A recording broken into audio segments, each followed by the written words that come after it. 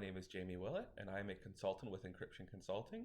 Today we're going to demonstrate how to use CodeSign Secure and SignTool in tandem to sign your HLK or Windows driver files. First, we're going to specify our CSP, the Encryption Consulting Key Storage Provider. Then, we'll specify our certificate. This is the name for our certificate on the HSM. We're going to specify a digest algorithm and a location to the certificate on our local machine.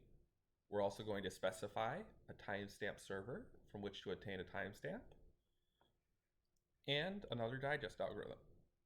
Finally, we'll specify the file that we wish to sign. In this case, it is our F98790D5EBA97-FA264.HLKX.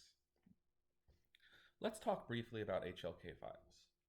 These files are files which are part of Windows or verified by Windows Hardware Lab Kit, which is a set of tools, tests, and documentation provided by Microsoft.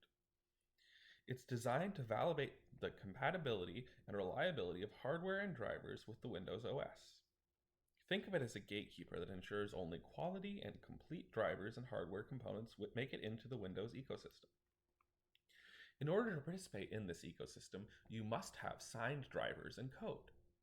Code signing is useful beyond just this, as it also protects your code from being tampered with. If code is tampered with, the signature will show as invalid, and it will demonstrate to the user that they should not install the code or driver in this case. Malware can cause reputational damage, and it's important that you and your organization does not have anyone impersonating you, and code signing helps prevent impersonation from occurring. Let's run this line of code, and as you can see, we've successfully signed our file.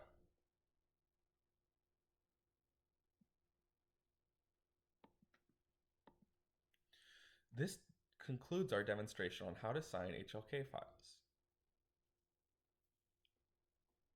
If you wish to implement code signing for your organization, please contact Encryption Consulting.